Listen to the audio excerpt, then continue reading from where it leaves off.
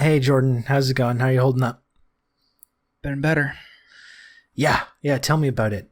It's, it's one of those days when it's like you're sitting, you have to go to work, you have to go do your job, and with something so terrible just hanging over your head, it makes it really tricky. But I feel like that's what Colin Powell would have wanted. He would have wanted us to set all that aside. He wouldn't want us to mope around, feel sorry for ourselves. He'd want us to get back on the horse and get started and do this podcast. And that's the energy I'm trying to bring to this podcast today. Yeah. I mean, I'm at the point where I'm going to have to talk to Judy in HR and see if I can just take bereavement because I'm so distraught over this. He was a dedicated civil servant. He was brave and fearless on the battlefield, and he gave one of the most courageous testimonies in front of the United Nations when we were taking on Iraq and tracking down their WMDs that I can remember. I don't really... Yeah, it was incredible. I don't know what happened after that, but I'm sure it went well. Well, I mean, a couple of those things that he talked about in that speech, my understanding is that was proven to be not accurate. I don't know the specifics, but I don't think that's controversial to point that out. But it's what some of these people don't understand. I saw people kind of like doing this kind of end zone celebration today over this. And it's like, do you not understand? People make mistakes. Have you never made a mistake? He said he was sorry. He said he was sorry. Yeah. He said even more important than saying the two words of I'm sorry, even more importantly, the two words that he said later on in life, which are even more important than that, which is Trump bad. And how can you hold anything against him after he says that? He did the right thing. And yes, so he quote unquote made a few mistakes that led to, like the highway of death in the Gulf War and, a number of other quote unquote war crimes. I've made mistakes. I've done things that I regret. We've all done that. We contain multitudes, and people don't want to respect that. It's really disappointing. Yeah, it's called growth. And yeah, I think a lot of the in-crowd cancel culture left just needs to accept that people can change. Yeah, well, that's why this episode and all future episodes really will be dedicated to the memory of Colin Powell. Prayers up. This one goes out to his family. Yeah, rest in power. Shout out to his family.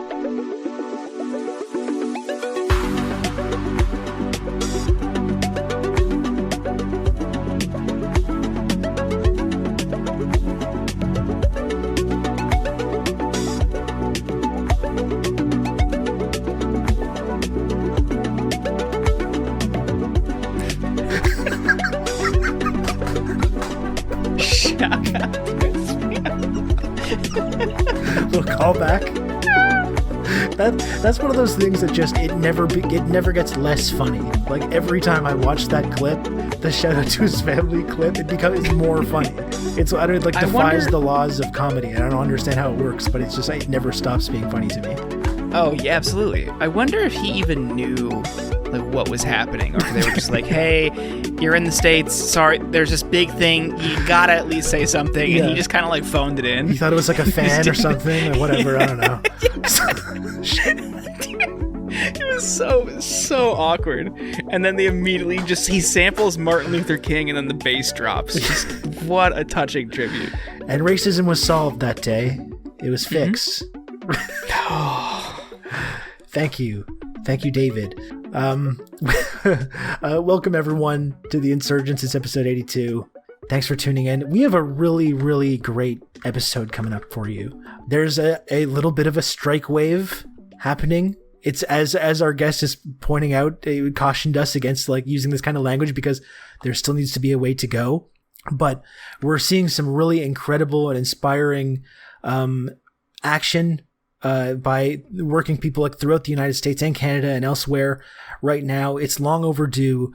And we had on Jonah Furman to come on and explain all this stuff to us today, which he did. It was really, really informative and interesting. I think people are really going to enjoy this talk we had with Jonah. Jonah has a Substack called Who Gets the Bird, and he's with Labor Notes, and it was highly informative, without veering on dry or stale or boring. This is relevant to you. This is relevant to your work. Everyone that you work with, could benefit from hearing what he has to say. And we think about the downstream effects of workers like at Kellogg, like at John Deere, and like IATSE in the film and TV industry, either on strike or potentially going on strike, along with the many, many other unions currently on strikes around the country. There are downstream societal effects that impact your wages, your benefits, whatever. So it's a really relevant conversation, even if you're not in a union or if you don't know anybody in these unions or even haven't been paying attention. If you are a worker, this is pertinent to your interests. Yeah. So I would highly, highly recommend you pay attention to what Jonah has to say. It was really great. Yeah. So he's going to be coming on the show in just a few minutes. Jordan, is there anything else? What do you got going on right now? Anything interesting going on in Jordan land you wanted to update us on? Yeah, I've been watching a lot of scary movies lately. It's pretty exciting stuff. Okay. Yeah. I watched the new Halloween movie last night. It is spoopy movie season. It is. Yeah. Have you heard of this movie Lamb? Yes. I have heard of it. I don't really know what the deal is. I saw the one sheet for it, and it looks... the one sheet is cool, but I have no idea what this movie's about. Like a poster? Well, the poster. In the biz is what we call the poster. In the biz. The movie business. Get your fucking elitist tones out of here. I'm just a movie mindset guy. I'm a movie mindset guy. Are you a film guy now? You got Letterboxd reviews? Oh, yeah. Do you do that? Yeah. I have a Letterboxd account that I've been using to keep track of the stuff that I watch, but I haven't I just haven't really had the time to do the in-depth reviews of films. But one day I'm going to start getting to I want to be one of those guys. Like, not the guys who are like in films, but the guy who like leaves funny Letterboxd reviews and then immediately screenshots it and tweets it out like, aren't I clever? Those guys always crack me up. Exactly. You can be one of those guys. I want to laugh. So did you see did you see Lamb, or is that something you're going to see, or why did you? I did. Okay. And I'm curious. I don't know anybody. I know like one or two other people who've seen it and they didn't really care for it. But I'm like trying to find someone else who has seen it so I could talk about it with him because my partner didn't see it. This is like a classified ad. Like lonely film guy needs someone to talk about a movie with. I'm like, there's some of it that I'm confused about, and there aren't like really enough articles breaking it down because they don't want to veer into spoilers. Okay. So if you've seen Lamb, please let me know. Well, I'll try to see it so I can update you on this. How's the new Halloween? Was that good? I did. That. Yeah, I watched that last night. It was corny, but endearing. It was like some of the the campy horror movie dialogue. I kind of liked it, and it had some of the best kill sequences that I've seen in horror movies in a very long time. It was like really intense. It was fun. And I was able to stream it, which is a new thing. I really like that we're able to stream new movies. Yeah, that is fun. And that's the thing. It's hard to touch the John Carpenter original, I feel. But although, I mean, it's not like the series has really maintained that level of they've been that pretty quick. Of creative quality over the decades. And I do like the creative team that they brought on for that. I believe it's David Gordon Green. Yeah, I think that's an interesting choice to bring back for this franchise. I've been watching a lot of spoopy movies too. What are you watching lately? It's because I've been doing like movie nights in the Discord server, which has been really fun. Nice. I've been introducing some of the people that congregate in my Discord server to some classic horror films. We watched a couple of weeks ago. We watched The Thing. Okay. 1980, the classic John Carpenter film, The Thing from 1982, which is one of my all-time favorite horror movies. Have you seen that one? I have not. Oh man, you got to see The Thing. Very, very important that you watch this movie this season. Amazing movie. We watched on Saturday night. We watched Invasion of the Body Snatchers from 1978 with Donald Sutherland. Super classic. Okay. Oh, I love this stuff. I've seen this movie many times. Another one of my favorite movies ever. We watched Dawn of the Dead a few weeks ago. I've been watching the classics. I've been reaching back to the classics of horror, the horror genre, which I really love a lot. That's been really fun. Nice. What spoopy movies have you been watching, folks? Let us know in the comments when you like, share, and subscribe this post, as I know you all do. What else is going on? I'm excited for basketball season. I'm really looking forward to that. That's starting this week. I'm very hyped for that. That's fun. I can't process more than one sport at a time. Yeah, I'm basically the same. So I'll do football, and then I'll watch the World Series, and then when football ends, then I'll try to pay attention to basketball. I can't do it. But how do you think the Raptors are going to do this year? You are a big Raptors guy. Yeah, I think the key with the Raptors this year is that expectations are pretty low. There's a lot, but the possibilities of what it might turn into in 2 to 3 years' time, I think, is what's really enticing right now. So I'm just looking forward to the season. I don't have a ton of expectations. I do expect that they'll probably make the playoffs, but I'm just looking forward to seeing how these kind of young pieces develop. They basically just have this like totally brand new way of team building where they're just trying to populate the entire team with guys that are like 6'8" and have super long arms that can just play any position. They're kind of like trying to reinvent what a basketball team can kind of look like. And it's all kind of forwards team. Exactly, just all big, long dudes that are super athletic that can play any position. Isn't that just like the concept of the Monstars in It Space they're trying to do that in real life. That's exactly they're trying to bring that to the real life court. It's really exciting. I did see, I don't think it was this Sunday, but maybe it was last week, that the Browns played like one of the best games in NFL history and still lost. Dude, did that happen? Yeah, because I thought whenever I see the Browns disappointing people horribly, I always think, Jordan's probably upset. The Chargers, right now. And like it was just because Justin Herbert just fucking went off, and they lost by like just a couple points. But that's unfortunate. It sucks. And then they lost this week to the Cardinals, who are undefeated. I think one of the only undefeated teams now. Cardinals are 6-0, but like, look, it sucks, but their losses are to, one of the only remaining undefeated teams, barely losing to Herbert playing lights out, and then the Chiefs. Like, all right, whatever. They still got a lot of football to play. Are they still expected to make a run? Probably. They're definitely like still in contention. Okay, well, that'd be cool. I hope that works out for you and the rest of the long-suffering Cleveland sports fandom. Yeah, it might not be the year. But it's anything is better than the mid to late 2000s Browns before that one year where they made the playoffs. And they had the other year where they like went like 10-6. Every other year was just like 3 wins, 4 wins, whatever. Like this is the first time where there's been like back-to-back years where it's like you going into a game expecting to win. That's a new feeling. That is nice too. It's very weird. Yeah, it's weird when you're a fan of a long-suffering franchise. I'm familiar with that as well. Yeah, like, what is this? I'm not familiar with this feeling of hope and optimism. I only know pain and suffering. So it's brutal. Yeah. Well, I'm rooting for you. I love underdog sports franchises, so that's one of the all-timers. So I hope they fulfill all these things. Let's bring on Jonah now. Again, everyone's going to really enjoy this conversation with Jonah Furman. Really, really good stuff. And Jonah's going to be joining the program right after this.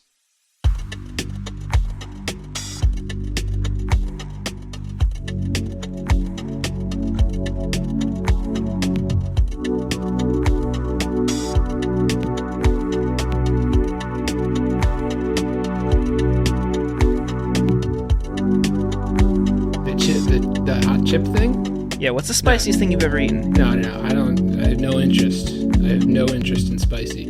I have little interest in food, like any sort of exploration food-wise, but certainly not spicy. Oh, are you a picky eater?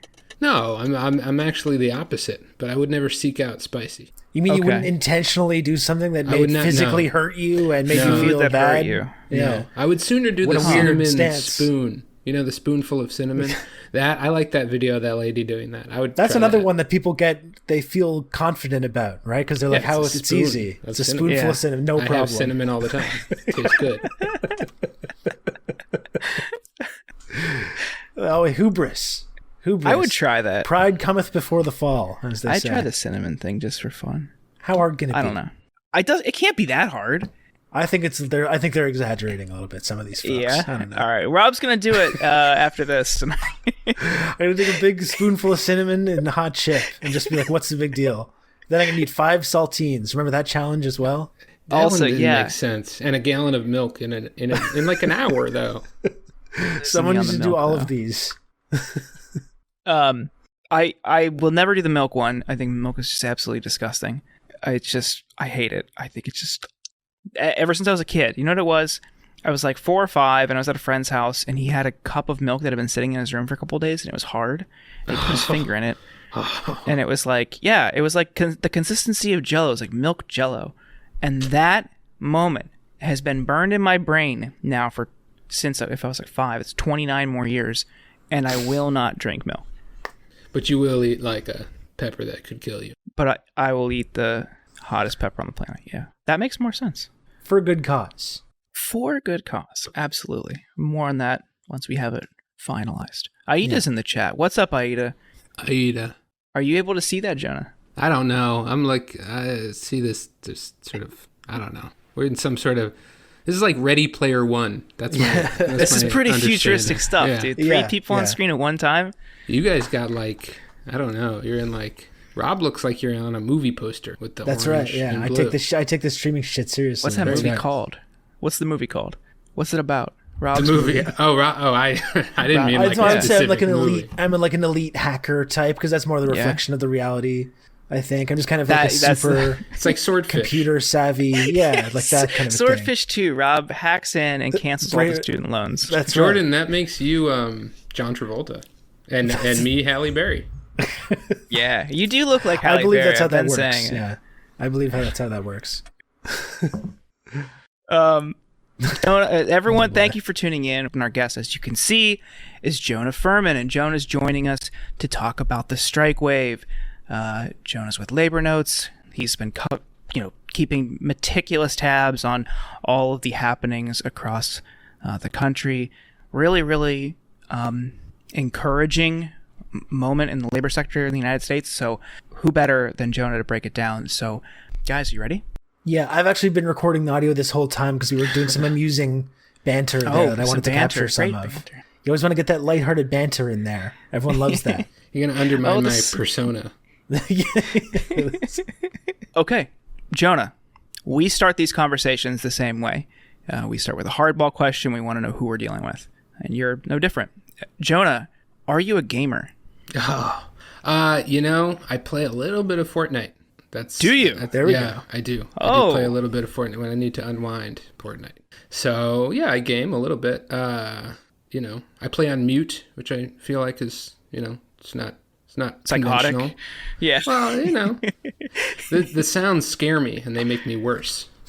So, yeah, I game a little. Do you turn the visual audio cues on? I don't know what you refer. I'm a highly I guess, is there like subtitles gamer. that's like animal growling or footsteps or something? No, if you're playing without sound, you should turn these on. So what it will do is it's an accessibility feature, but a lot of like pros use it because it does help, like it visualizes everything around you. So if you're like, you're facing one direction and there's steps behind you, it'll signal, it'll show like little feet behind you or gunshots to your right. So you will still have some situational awareness and you don't have to put the sound on. Jordan's a tier 1 operator. That's performance enhancing. That's I don't know. I would be disqualified from the Olympics for that. So you think? I think so. Well, I just want you to succeed. That is a game that I play here and there, and I think Rob does as well. I dabble in that a little bit. We're big Fortnite guys here. Yeah. But on a serious note, Jonah, who are you? And you are with Labor Notes, and you have a Substack, Who Gets the Worm. But for people who are unaware, who are you? What do you do? And your background as an organizer, and I know there's a ton of Bernard brothers here in the chat who might know of your work without knowing that you helped put some of these things together during the primary. I'm I guess I would describe myself as sort of in the left labor movement, whatever that means, in the reform wing of the labor movement, kind of the Bernie-crat wing of the labor movement. So I've been an organizer for something like 6 years in the teachers and the Teamsters. I currently work for Labor Notes, and just so people know, Labor Notes is, it's been around for about 45 years, and it's an organization that has both a media wing and an organizing wing, and it's essentially trying to tell the story of the labor movement from the members' perspective and connect people across unions who are trying to, organize more strikes and better contracts and democracy in their unions. So, we, not everyone in the labor movement loves Labor Notes, but we love Labor Notes. Before that, I've been an organizer with Bernie Sanders. I was the national labor organizer.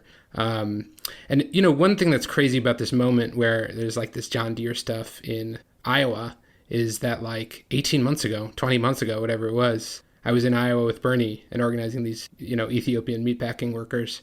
And it was like this national moment around this thing. And now we're like back there sort of like, reinterpreting that exact same event as, a different strike, a different moment. But so, yeah, I've been around, and I write and I try and connect with rank and file union members from across every industry, every union, especially people who are fighting for their union to be stronger, more democratic, and connect with people outside their workplace, outside their local area.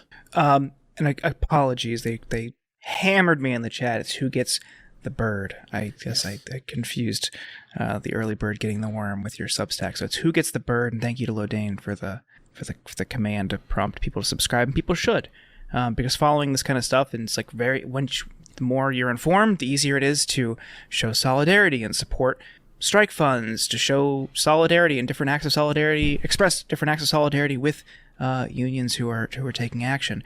And there's a ton of these happening all over the country. And you wrote or posted it a week or two ago, formally announced, yes, we're in a strike wave. So what's happening across the country, and how do we get here, Jonah? It's a great question. I am known among friends as a pessimist. I do not like the idea of saying, things are looking up. It's an upsurge. We're in a new moment.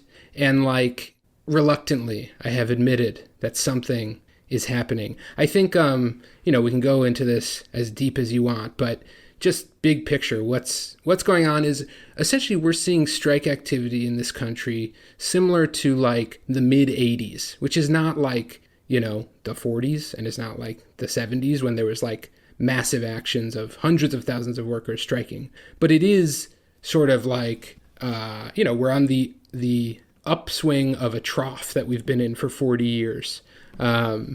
And so specifically what I'm talking about are, of course, the John Deere workers, 10,000 workers, mostly in Iowa, Illinois, but also some in Kansas, Colorado, Georgia. I'm also talking about 2,000 hospital workers in Buffalo who've been on strike for a few weeks now. Talking about 1,000 miners been on strike for over 6 months. Groups of hundreds of workers in Massachusetts at a hospital in Worcester, whiskey makers in Kentucky, and especially seeing strikes on the horizon. So, on Saturday, a couple days ago, the IATSE strike, the film and TV workers, they have a tentative agreement they have to vote on, but still could happen. We'll see. But there's also 40,000 hospital workers across 3 states at Kaiser, healthcare giant, who are also really close to some kind of strike. And it feels like, and I think not just feels like, but there's some evidence that workers in this country are acting more than they have in the past. They're striking more than they have in the past. There's a lot of ways you can look at the stats or whatever, but if you look at, 5 years ago, the number of large strikes was getting close to zero, literally none. When in the 70s and 80s, large strikes of over 1,000 workers would be in the dozens. Earlier than that, it was in the hundreds. So we really got close to a labor movement that was not meaningfully striking at scale, was not growing at scale. We're not out of that. The labor movement is still not striking at scale. One thing I like to tell people is that in 1945-46, the biggest strike wave in this country, 1 in 10 workers went on strike. If we saw that today, it'd be about 17 million striking workers. But we're seeing something like 100,000, so we're not really close to that at all. But we are seeing some kind of response to the past 18 months that's taking the form of more activity than we've ever seen, at least for decades. Yeah, I think it's one of the amazing things about this moment as we're seeing these different strikes coming together, especially given the way working people have been at the front lines of this pandemic for the last 18 months, often, putting their very lives on the line to, stock our grocery shelves, deliver food, work in factories, and do all the things that we need to do in order for society to keep running. Meanwhile, there's been this massive upward transfer of wealth in the other direction, and all the wealth is being transferred from the hands of working people to the most wealthiest people on the planet. And you have to, when you see this go on, you have to start wondering at some point, like, what is the limit going to be for people when they start exercising some of this power that they have? And it's amazing to see this kind of start to form over the last couple of weeks, because there's a sense of like that this has been so needed, so desperately needed throughout the last 18 months. And it's incredible and really inspiring to see this kind of finally start to snowball into like a big movement where people are realizing the power that they have as working people. Yeah, I would just say on that, like, on the Deere strike right now, they're wearing these T-shirts that say, deemed essential in 2020, prove it in 2021, can't build it from home. Like the idea of the pandemic is totally front and center for these workers at Deere. And I think more broadly what we're seeing is like, so we see on the news Taco Bell workers put up a sign at work and say, we all quit today, so, no tacos. That's like the unorganized individual response. I mean, you look at the stats, there's more people quitting their job now than people have ever seen. It was something like 4.5 million, or, in the most recent stat that they put out. That's what you do if you are just like, screw it, I'm done, But if you have a union or you're organized in some way that you don't have to just cut an individual deal, you can stay and fight. I mean, that's really what we're seeing. This is the organized version of the mass quitting. Instead of mass quitting, if you're in a union, you say, we'll quit, but with conditions for when we come back. I mean, that's what the strike is, you have leverage, you have organization. So I really do feel like part of what we're seeing is, my focus is on the unions. I'm obsessed with unions. I think they're incredibly interesting institutions. I talk to union members all day. There's all these reasons why I focus on that. But I think it's all part of the same thing we're seeing in the economy. The tight labor market that people talk about is basically means that I know you can't replace me right now, so I've got a ton of leverage.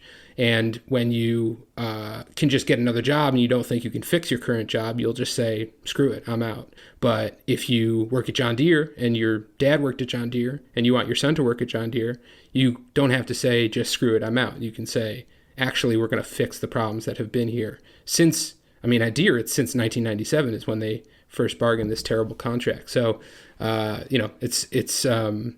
it's really inspiring to see the connection here between what non-union workers are doing and what unionized collective action can do.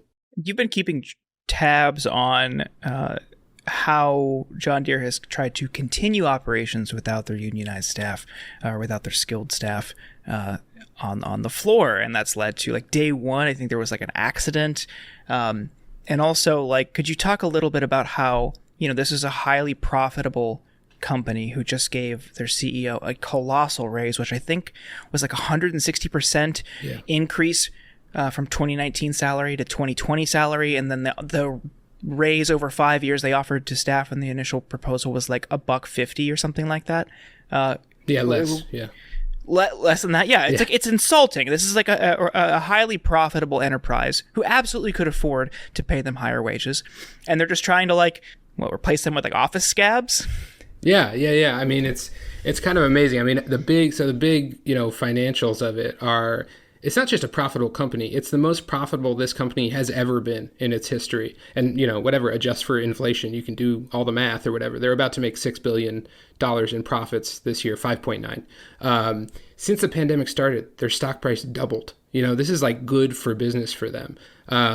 Meanwhile, the workers, like, there's a million ways you can slice and dice this and figure it out. But like, because of how the contract is structured there was workers there in 2012 who were making more than what's in this offer, this new offer from the company. So wages are not keeping up with, even if you look at inflation, they're not even where they should be if they just kept pace, over the past 25 years, but certainly not with profits. There's no way in which, workers aren't getting 160% raise. And just something else I would say about wages at Deere, like, Deere workers don't make what people think is like a nice union cushy job where you make like $40 an hour. They're making $20 an hour. And they're watching Fight for 15 at the fast food restaurants, and they're seeing minimum wage rises, and they're seeing Amazon pay $21 in Seattle. It's not, sure, they have good benefits. Some of them have some pensions, but like, these are a lot of workers, especially in the pandemic when they were laid off. They were making one worker reached out to me, was making less than $40,000 in a year, has worked there for over a decade. So they haven't kept up with profits. They haven't kept up with inflation. They haven't kept up with what we think is a fair wage for almost anyone, let alone someone who's making machines that, the worker who was telling me about their less than 40K last year, they work on a line where they put out 40 tractors a day that each sell for $600,000. You do the math on this and it's like, it's crazy. They can seriously pay more. Bill Gates owns $1 billion in stock of John Deere and has a guy who sits on the board because he knows that it's mega profitable. This is like a billionaire where you're going to put your money places that are going to make more money. So, it's a joke that they couldn't afford. Can we talk about some of these like kind of hilarious stories about sending these non-unionized people to try and do these jobs and just them immediately like failing and crashing shit and like lighting fires at the factory and stuff? That's been kind of incredible to see that those stories kind of start to trickle in. It's amazing.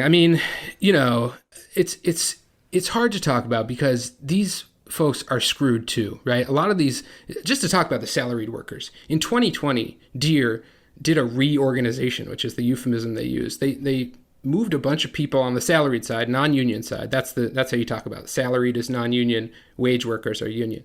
So the salaried side, they moved a bunch of people into new job titles. They have, so everyone's like, I didn't sign up for this job I had. And they laid off a ton of people. They call them voluntary separation, but now they're on like the skeleton staff. And now the strike happens and they say, okay, you're going to go work in a warehouse. You need to go buy steel-toed boots, which you don't own, and you're going to work 6 days a week, 12 hours a day, and you're going to be stuck in traffic for 3 hours every morning as the picket line slows down, you entering the plant, and you're working with equipment you don't know how to handle, and you're screwing everything up at the company, and it's like a terrible environment, let alone a lot of these salaried folks are totally sympathetic with the strikers. I've had a ton of these people reach out to me and be like, what are you talking about? Like my dad, I'm third generation Deere. My dad was in the union, or I came from the union side. It's like, it's small town Iowa. It's not like, the financial district or whatever. So anyway, so they get put in these positions where they're now suddenly, one guy was telling me he's like a clerical and now his job title is tractor driver. What is he supposed to do? How could this go wrong? Yeah, right.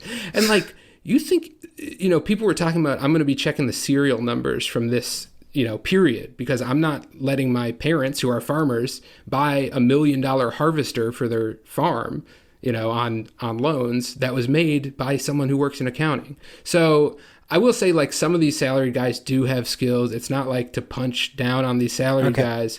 But I also think, like, it's pretty clear what your duty is as a salaried worker right now is maybe you don't have to quit the first day, but you definitely need to organize your people to say, Deere, we're not doing this. Because, at the end of the day, this actually, it's funny and I like sharing the stuff about how they're screwing up in the plant and, but like, this is really the kind of thing that breaks a strike if they can really pull it off, which I don't think they can, honestly. But like, this is 10,000 people's lives on the line for these salaried workers who they're scared too. I get it. But like, look, it's 10,000 people who will lose what they are fighting for. The chat says scabbing is still scabbing. There's a certain line that you don't cross, Yeah. So that we touched on John Deere, and if there's anything else, obviously you want to add, by all means. I would also want to, say that, and then let's talk about Kellogg's too, because that's another big one right now. Right. Well, I think we should talk about one thing that's John Deere and Kellogg's and Kaiser. And this I think people need to understand. And, 2 weeks ago, I wouldn't have even bothered trying to explain this because it's such like a wonky union thing. But I think people can really get this. The big scourge of those three potential strikes is something called two-tier. Two-tier is, you can define it in a few ways, but the traditional way to define a two-tier contract, especially a two-tier union contract, is you get a contract that says everyone who's hired after this contract is set gets lesser conditions in some way. So it can be that everyone new gets $12 less an hour. That's the deal at Kellogg. Everyone new gets 26% less in pay. That's what they're putting forward at Kaiser. And at John Deere, they're saying everybody new has no pension. So this has been, in the 80s, this was like a Reagan era thing where they were like, the companies felt emboldened and they said, we're going to do two-tier. We'll cater to the current members who are actually going to vote on the contract, give them a decent deal and say, okay, but everyone in the future gets much worse conditions in whatever way. And since then, it's spread. It started in airlines and grocery, and then in like 2008 in the auto industry, when they were facing bankruptcy, they got all this 2-tier stuff passed in the UAW. This came to Deere in 1997. It came to Kellogg in the past 20 years. Kaiser has had to, workers at Kaiser have had to fight it a million times. The thing about 2-tier, what this really means, on the Kellogg strike line, they say, we're fighting for the future. Not for their future, but for the future of this job, even if it's not me who has it, if it's my son who has it, or it's someone else in the community who has it. And it's not just about solidarity. It's a moral stance to say, at Deere right now, they're saying no third tier. There was the 1997 tier, and now they're trying to do a third tier with no pensions for new hires. They're saying no third tier.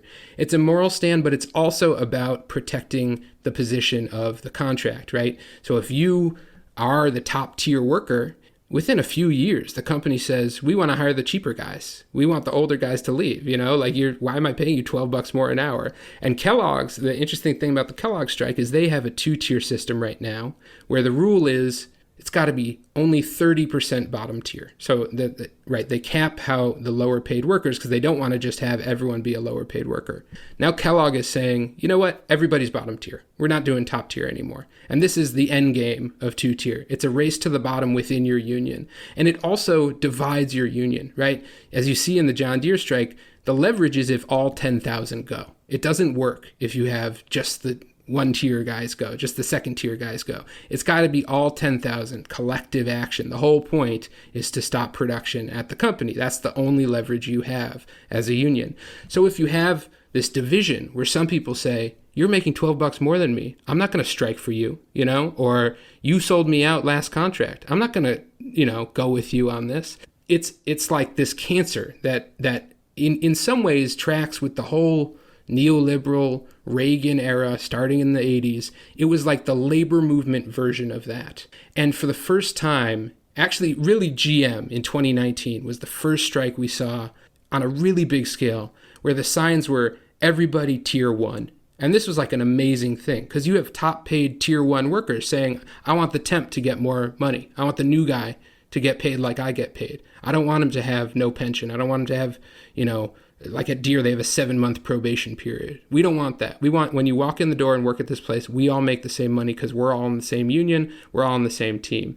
And that's, to me, is like, if there's a story about the labor movement coming out of its, defensive posture of the past 40 years, it's this 2-tier thing. If we can beat 2-tier and everything that means, that we're not just fighting for narrow gains for a few workers, but we're fighting for the whole enchilada, everybody, that to me is like what these strikes mean. So we can talk about Kellogg, we can talk about Kaiser, IATSE, but like to me, that's what this moment is, especially when you talk to people in the union movement. The idea that we're going to take 2-tier on across unions, across the whole country, and it's going to be national news, and we can get people to understand what 2-tier is and why it's so bad. Like this is, to me, that's the moment that is happening in the unions. Yeah, and I think it is interesting that you tie it back to the Reagan era stuff. Like you mentioned, like this is pretty much the most significant strike activity we've seen since the 1980s, and it's inescapable that intentionally destroying the labor movement was a central tenet of the Reagan administration, of neoliberalism in general, and Thatcher as well, and the Canadian component as well.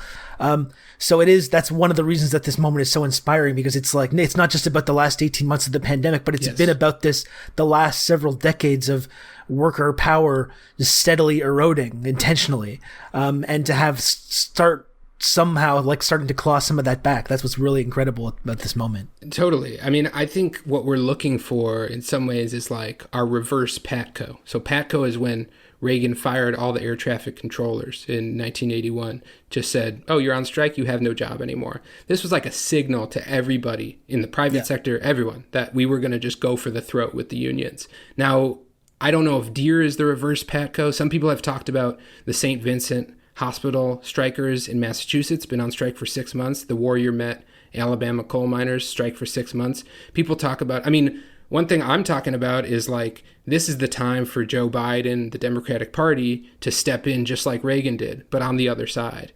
Like, if we're going to have a moment that signals to corporate America that you're not just going to skate, that's the course correction that we haven't seen yet. And I think this could be part of it. Yeah, and Biden has gotten praised for using that pro-union language and rhetoric, right? But he's not really followed through on that with real concrete action to support these strikes and to support these workers. Sure. On Friday, he said they have the right to strike for higher wages. Like, yeah, that's in the National Labor Relations Act from 1935. Thank you for reading me the law. That's not why we're asking you as president. Do we have the right? We know we have the right. Well, that's because so we've talked about before on the show the PRO Act, right? And I think it's important to talk about how significant the PRO Act, if they did manage to pass it, how significant that would be and how that would be real concrete action on the part of the administration beyond just rhetoric, right?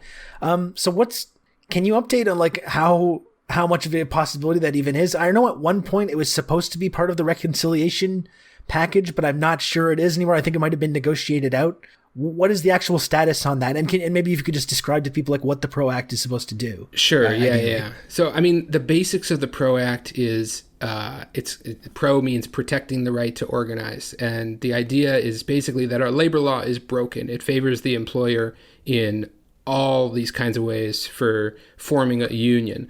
A lot of people, try to form a union, get fired, have basically no recourse. And it is reflected in social, the sociological level stuff, the stats, union density keeps falling. We cannot organize new workers. And yet, in poll after poll, there was a poll recently that workers under 30, 76% of them want to join a union or support unions. And 10% of workers are in unions. So what does that tell you? There's a huge gap in reality versus what people actually want, in a democracy that should matter. So the PRO Act is a bunch of different things that are laws about basically what the penalties are for employers who break the already existing laws, who union bust, how can you form a new union. So in the reconciliation bill, it's still not, the whole negotiations are totally fuzzy, but what people think is still in there, what people are talking about, are just the penalties. And this alone would change so much for the labor movement. So right now, if you break the law if the NLRB, the National Labor Relations Board, says you're an employer, you broke the law, you intimidated your workers during a vote, often what happens is they put a piece of paper on the bulletin board, and this is the public notice. Sometimes they have to read it out loud to the workers, but nothing. It's a clear cost-benefit analysis. You union bust, you really don't face many penalties, so people union bust. So the penalties in the reconciliation, as far as anyone knows, is stuff like it's $50,000 for every time you hold a meeting telling people how bad the union is, while they're on the clock at work. And you as a middle manager are personally liable, things like that. So there are these penalties that are certainly not the whole PRO Act by any means, but would be huge advances if they can survive the parliamentarian and Joe Manchin and Kristen Sinema. The real power players in the U.S. government. Right. The God emperors of our lives, president, parliamentarian. I would just say, it was great when Joe Biden said 6 months ago he's really excited about the PRO Act. But things I'm really excited about, I don't take 6 months to do anything about. So I have I was pretty supportive 6 months ago. I was less supportive 5 months ago. Now I think a lot of people are this needs to be in reconciliation. Sure. But it's already a total shadow of what the actual PRO Act was going to be. And it's not even clear it's going to survive. So, no comment basically whether Joe Biden actually supports labor, because I haven't seen it yet. Well, it's not like there's a history of organized labor in West Virginia either, where Joe Manchin represents as well. So Right. Makes sense that he would be opposed to that also. Where 450 steelworkers are currently on strike. It's not even an ancient history. You don't have to go back 100 years. The West Virginia teachers just struck 2 and 3 years. Yeah. It's as always, labor in the Democratic Party is an embarrassment for everyone involved, and we all hope for the best is essentially the only rational position on this matter. The teachers' strike of a few years ago, so all 55 counties, teachers in all 55 counties, kicked off a wildcat strike and then ended up getting what they wanted as a result because the power centers were brought to heel. And then for Manchin to turn around and say that like anybody who supports reconciliation and wants Manchin to just, I don't know, comply or support it, whatever, doesn't really know. They're all out-of-staters trying to tell West Virginians what's best for them. I mean, they know what's best for them. These things, these planks and these components in reconciliation are widely popular. They poll at like 70 or 80% popularity and approval when you ask Democratic voters. The idea that people don't like these things and he somehow has a finger on the pulse is just so antithetical to what it's... I mean, I grew up like in the tri-state area. Like, it's like, I saw it. I was in West Virginia a lot. Like, they're not like just they're not aliens. Like, they're just like Youngstown. They're just like Cleveland. They're just like Pittsburgh. I mean, there's a little bit of Appalachia there, but they still have the same issues. They still have the same material needs. And they especially need a smooth transition to green energy if you want to keep people working there. Like, it's going to pollute continue to pollute their water. Coal is. And all of these stories fail to mention, for the most part, Manchin's coal like revenue and profit. So this idea that it's all just a matter of people out of state not knowing what's best for West Virginians is simply ludicrous. Sure. I mean, also, let's just talk about recent union history. You know, one of my things is like people love to talk about the 30s and the 50s and the 70s, and I love that stuff too. But let's talk about reality today. A lot of these things are still true. So here's a story nobody I saw cover, which is that a factory that makes pharmaceuticals, opioids, right, was sold to the company Mylan. They made this in West Virginia, right? They had 850 union jobs in West Virginia making opioids. Totally, that's totally strange. It gets sold to Mylan, who is owned by Joe Manchin's daughter. She decides they're going to pull the company out of West Virginia. So you have 850 union workers who were making the opioids who now have no job because Joe Manchin's daughter decided to sell the plant. None of the politicians did anything about it. And now you've got more deindustrialized workers, victims of their own, the own company they were working for. It's like the coal miner cycle just in a new iteration. So, it's not ancient history, any of this stuff. This is like alive and well. And for labor's part of it, it's like, look, man, you guys need to at some point challenge the party on this. You cannot just be a junior partner forever. It's not working. So, yeah. Well, the stuff with the Manchin is especially egregious as well, because considering the ways that he personally profits from a lot of this stuff, like it's so obviously, clearly corruption. Yeah. And it's incredible, actually, even for me from more of an outsider perspective, to see this play out and to see this never really get discussed. This open, obvious corruption, and how you have one guy that's literally benefiting from, certain industries and dictating what can be in a bill or what's not in a bill that it leads to his own personal profit. Like it's really sick the way this has been completely normalized in American society. This level of official corruption with these public figures like Joe Manchin. Yeah, it's amazing. Well, it's another thing I wanted to ask you about as well, Jonah, considering your experience with the Bernie campaign. One thing that's interesting, I think we're seeing play out in the States right now is that was the whole idea of Bernie running for president in the first place. So everyone understood that Bernie's agenda was going to be blocked by people like Joe Manchin. And the question was, what are you going to actually do about that problem? Are you going to go the Obama way and say, well, Manchin doesn't want to do it, so we give up preemptively? Or are you going to actually start putting pressure on these people and try to force them to support the things that you want them to support? And that's the kind of interesting thing right now is we're seeing Bernie in a different role, obviously not as the president, but still kind of trying to exert that influence and trying to do what he can to put that kind of pressure on people like Joe Manchin, and without really having the same level of influence as he would have had as the president.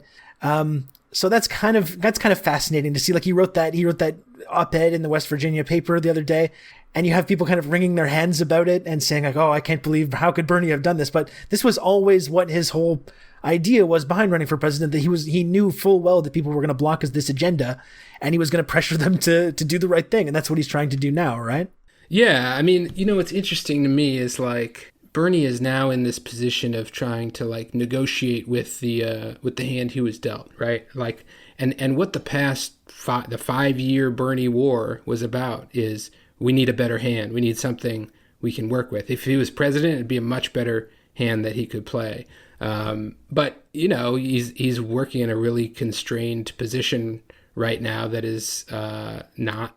You know, it's just not. It's not that strategic. Not unstrategic. Better than if he wasn't the budget chair. But like, you're totally right. Like using these pressure tactics and things like that. You know, the best thing about Bernie, and this is something that's true about these big strikes too, is this function of, you know, what like Marxists call like class formation. The idea that like there's a group of people called workers, but they don't think of themselves as, you know, a group that has the same interests and needs to work together to do it. The thing that was amazing about Bernie is suddenly, and it's still true, you can just wear a Bernie shirt and people are like, oh, I get your whole deal. And we're on the same team and we have basically the same outlook. And you know, for unions, this used to be really true. This used to be like crazy true. Like if you saw someone's union pin, you know, you could say we live in the same neighborhood, we read the same books, we have the same, you know, outlook on life. And part of what union busting has done is to make it mean less to be a member. In the best unions, you still see people who have like a badass Teamsters jacket and they're like, hell yeah, I'm a Teamster. I love Teamsters. I will never cross a picket line. And strikes and big activity like this have a similar effect to the Bernie campaign. Like, I guarantee you now, no matter how this strike goes at John Deere, for the next 20 years, the people who were on this strike and their families, if you have like one of these shirts I said, like, you know, essential in 2020, prove it in 2021, that will forever mean some deep bond of understanding between people. And this is one of the things we don't have when we don't have an organized working class. That's what the whole Reagan project was about. Let's bust this up. You know, they're talking to each other too much. They're too on the same page. So, you know, Bernie to me is at his best. I know this isn't like, you know, when he's in Congress, he's got to do his maneuvers and all that. I'm down. Do what you got to do.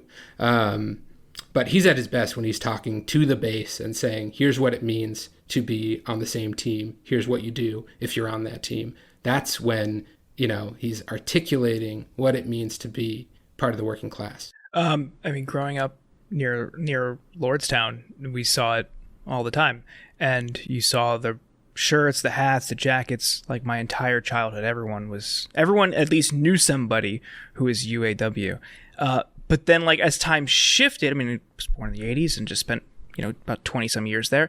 You kind of saw some of the rhetoric change as it started, like, after years and years of concessions, you know, shift eliminations, all this kind of stuff. The rhetoric would start to change, and it would be like, oh man, the union was so dangerous back then. You know, they would liken them to like a gang or like a mob, and like how like corrupt they were and how they would force people into these you know, working on the accepting these terms if they didn't even want to, and that's how you got like, you know, right to work bullshit in Ohio. But yeah, I mean, what you're talking about is what the power centers feared, and that's why they wanted people to be atomized. That's why they want people to feel alone or to highlight and amplify differences between them. And we or to blame like immigrants or other people that punch down when you feel like your rights are slipping away, to blame, you know, people coming into the country, or blame other people that don't actually have the responsibility. Yeah, when you mentioned earlier like the tier structure and how people were able to see through that bullshit of like, okay, yeah, maybe this person's making more than me, but we're all here for the same reason. You see that play out in like policy debates like Medicare for all or free college. You see, you know, neoliberal politicians suggest, oh, you don't want the rich to benefit from that. They can afford their own college, you know, and try to pit you against each other, with most people or many people believing, oh, well, you know what? It isn't in my best interest to support this policy because then the rich will get something and I'll get less. No, it's better for all of us if we just have it. Yeah, totally. I mean, you know, I think there's if I have one kind of like belief, it's that there's a hope that the unions can be the vehicle for this, but there's also a criticism, just like the Democratic Party left behind its New Deal politics. The unions left behind a lot of what made the unions make sense to people and what made the unions work for actual working people. So, the UAW starting in the 80s started these concessionary contracts. There was a huge bailout with Chrysler in 1979, and it just spread across the whole labor movement, giving stuff away because we're scared what's going to happen. We saw what happened to Petco. We don't want to test the waters too much. They're telling us we're making too much wages and the company's going to fail. Well, okay, we'll give something back. You give back enough and people lose faith in the institutions. It's the same exact thing. People don't like this analogy because the Democratic Party is not the same as the unions. It's a corporate funded organization. But the fact is, both have had the same experience of they stopped fighting as hard as they used to, as hard as they saw, as people saw their parents' generation. They stopped being connected to core issues like working class power in the workplace. How much money do people make? What are your rights? And the unions went through a similar thing where they weakened in a lot of ways, not everywhere. I'm not saying unions suck, but in the same way that the Democratic Party is not living up to its own stated fulfilling its own stated goals and what it promises for regular working people. The same is true of a lot of unions. They're just not living up to the hopes that their members and workers put into them. And at a certain point, people just tune out, right? You see people stop participating in civic life, stop coming to union meetings, and they just say, fuck the union, fuck the Democratic Party. If my naive hope, I guess, is that there is a way to turn that corner where you can have people who've said, fuck the union for 20 years. If they see the union beginning to fight and beginning to care about the things that they care about, it really can turn around. And that to me is despite it being 10% of the workforce, all these things you can say about a weaker union movement, I think that's going to be at the core of any project of revival of class politics in this country. Well, because also the more activity that we see on that front, the more other really disenfranchised workers, like gig economy workers, for instance, are going to see that that's the pathway to actually being able to eke out an existence that's not, just getting the whatever handouts you can get from your corporate masters, but that's a way to live with actual dignity and to have an actual career that's fulfilling and can actually lead you to have an okay lifestyle, Totally. I mean, someone mentioned the West Virginia teachers. The thing that you have to say about the West Virginia teachers, if we're going to talk about Strikewave, is that was a Strikewave. West Virginia went, Kentucky went, Oklahoma went, Arizona went, North Carolina went, South Carolina went, Indiana went, Colorado had a one-day strike, and then it spread back to the big cities. Los Angeles in 2019, all this got cut off by the pandemic, but that was a strike wave. So we see the inspiration from West Virginia spread to another state because people are watching. And this is happening now. I mean, it's not happening as much as it should to be a real strike wave, but to call what we're seeing now a strike wave, we would need to see John Deere goes, then Caterpillar goes, then GM goes. Workers watch each other. And if you talk to a union member, or any worker who's really following this stuff, but especially union members because they're organized and have some history of this stuff. I was talking to electricians, IBEW electricians in Florida. They're watching that 2,000 carpenters just struck in Washington state. It's a different union. It's totally different, regional economy. There's all these differences between them, but that's real inspiration. And when we can, if we really do see the kind of copycat action, then I would really be okay, it's a strike wave. Right now I'm yeah, a strike wave, could be soon, maybe. What about the impact this would have or might be having on workplaces organizing? Have you seen any or is it too early to tell? I mean, look, it's all super anecdotal. We're talking about small scale stuff, but I had someone reach out to me today on Twitter say, I work at a competitor of Deere. They're making better than us. How do I unionize? It's in the ones and twos because we're not at scale yet. But I think there's a lot to be said for demonstrative action, One thing people didn't talk much about at Bessemer, the Amazon workers, is that several of the leaders of that organizing project in Alabama were ex-auto workers. They worked at auto plants that had left or they lost their job. And that stuff spreads. It's hard to characterize exactly. It's not it's not a straight path, A to B to C, and suddenly you're all unionized. But these seeds get planted, and part of the whole thing is that the more people that do that, the more seeds there are, right? So one of the things that's like, IATSE members, God bless you if this contract is good. No one's seen the full language yet. There's things that seem great about it. Some of the lowest wage workers in the film and TV industry are going to get a big raise. There's good stuff in there for sure. But one of the things that's exciting about the idea of these people going on strike is that they will be forever changed by this experience. And then if they go to some other job, they'll know that, whatever happens with the IATSE strike, at least I did it. Like I fought for myself once in my life and I can do it again. And you hear stories like this all the time. And the bigger the strike, the more you hear it. Like you would be shocked how many Teamsters I've talked to who were like, yeah, I struck for 15 days in 1997. It changed my whole life. Not because of the economics. I mean, that's part of it, but it's because it changes you as a person. So, I do think if we see more strike activity, more stuff that seriously puts people through an experience like that, I do think we'll see more new organizing happening despite massive structural barriers. I mean, the PRO Act needs to happen for that to work. But big strikes have to happen too. I mean, I'm happy you brought up the Amazon strike because I had wanted to mention that next because that was a story like in this theme that a lot of people were paying attention to a couple months ago. It had this really disappointing result. But I did hear a while back that there was a possibility that they were going to redo the vote, that they were going to that fight is not totally finished, and that was really kind of like the opening salvo basically between Amazon workers and the corporate structure. Like, do you think we're going to see more unionization efforts there, specifically at Bessemer and elsewhere throughout Amazon?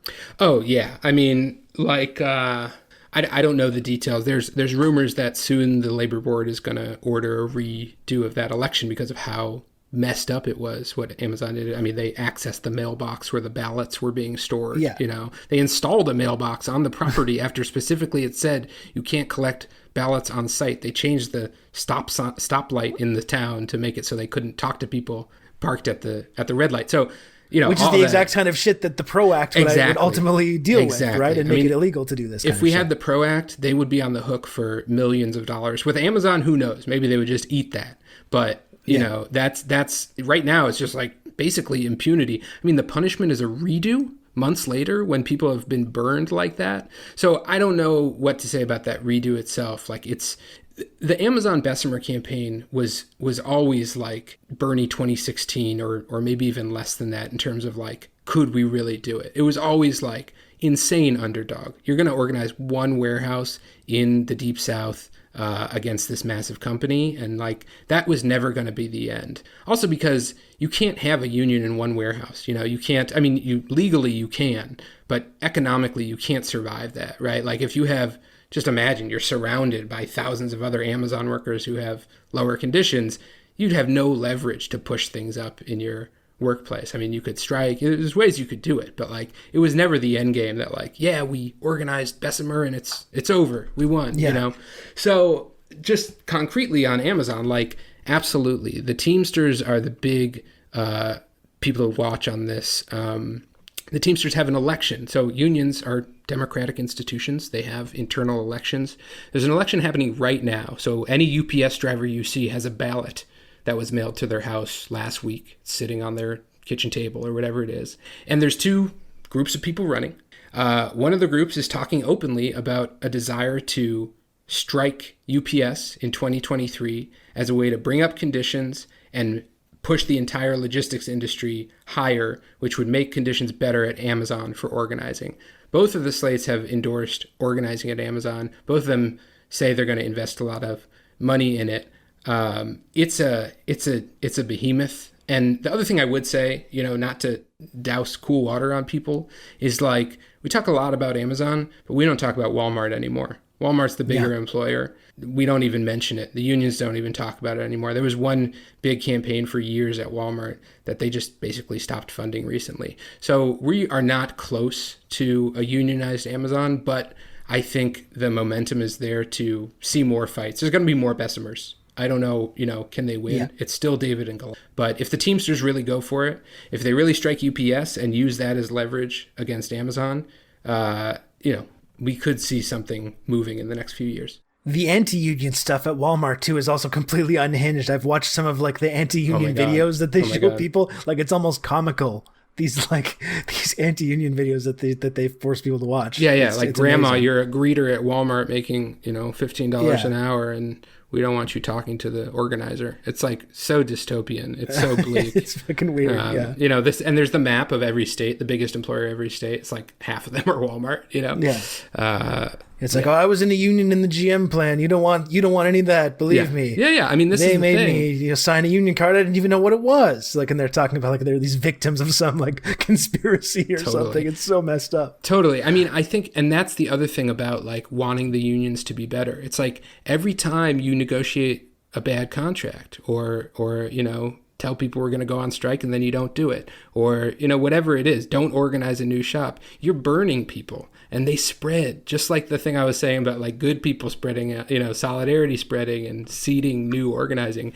It cuts both ways. So like my thing is like, we have these unions, we need to make them as strong as possible. And there's, thankfully there's like millions of union members who feel the same way and run for office and challenge the status quo and all that stuff. So it's, it's kind of happening around you. You don't realize, but when you see a UPS driver, when you see a postal worker, when you see, most of your city employees, all the teachers in your state, these people are all parts of unions. There's elections in these unions. Those elections say, are we going to go on strike? Are we going to bargain for, better wages? Are we going to fight? Are we going to endorse better politicians? All this stuff. And it's like kind of the secret world. Once you get tuned into it, it kind of, things come to life. You're like, there's all this activity happening. And the question is, how do you, put it all together and make it intelligible for people who are beyond the workplace? Even if, it's like you said, Bessemer was a long shot. So even if workers try to unionize and they're, unfairly, or they're met with unfair, illegal conditions through like the mailbox, the anti-union trainings and messaging, even in their bathroom stalls, the coercion from people on the floor, they still, I would argue, scared Amazon. And I think like you even had at that moment, I remember, not that this, to go back to our Biden conversation, not that he's like, the best on this right now, but like he even issued like a video statement. He didn't explicitly say vote for the union. He just said you can vote. It's kind of what he's saying now. It's like you have the right to vote, and some kind of like bland statement. But like it got a ton of attention, and some people could argue that they scared them, and that is motivating them to continue upping their pay. I mean, I think now they're bragging about $21 an hour, which is much, much higher than where it was even just a few years ago. I mean, Bernie led the charge to get it up, I think 17 or something a couple years ago, and now it's going up even more. These fights, even if these little battles are not victories, in like unionizing on your floor, you're still sending a chill down their spine because they know what's coming and they know they need to keep up because they don't want you to be unionized, because then they have to give you what you want. So Right. Can you talk about how these are ultimately part of the larger goal? Sure. I mean, one thing you have to acknowledge is there's this report came out 5 or 10 years ago, maybe 10 years ago, from the International Monetary Fund, not a pro-union group, that said basically when union density goes up, income inequality goes down. It's not because all of the people are in a union and they're making more money. It's because unions drive wages up, they drive benefits up, they drive the economy upwards, right, for the people at the bottom. So there's a basic sense in which John Deere workers right now, if they win this strike, it's not true that you're going to get the same raise they get. But if they win, if more people win, if there can be some more victories like this. I mean, if Amazon and Bessemer had won, I do think you're right that they scared the company a little bit. And often what an anti-union move that's counterintuitive is they raise wages for everybody or give everybody a paid holiday. They give you some little crumb of it, right? They say, you can have a little bit right now as a treat, and then you'll drop the campaign. And, in some sense, that's the strategy, right? Like, I think there's limits to it, but in some real sense, if enough workers strike and win, everything will get better for working class people, non-union, union alike. The other thing, the other side of that basically is like, it's not just about people. There's not going to be enough unions that they all strike and everyone's in a union and your union won more wages. It's only going to be that the organized workers are leading the way, even in like whatever, like Norway or Sweden, places people like to talk about. Whatever. Don't quote me on any specific country, but their density is like, it's not 90% for the most part. It's like, they get up to 50%, 70%. There's always a group of non-union workers in the economy for whatever reason, but they're led by the unionized workers, which is why it's literally true that if the John Deere workers can win, they're holding the line for everyone else, especially those in their industry, especially those in Iowa, the warehouse next door. But they're really literally on strike for the entire working class, whether they know it or not, right? That's not how, people, leftists who want to be part of the unions, we want to say, think about it. You're in the same thing as the McDonald's worker, even if you're not in the same union. We want to broaden it, of course. But even if they don't realize it, John Deere workers are striking for everybody. Well, that's a great place to leave it, I think. Jonah, thanks so much for coming on the show to break all this stuff down. Really, really highly informative, this talk. I really appreciate you taking the time. I think that their listeners are going to appreciate it too. Yeah, thanks for having me. Keep talking about labor. Absolutely. And where can people read about labor? Where is your Substack located?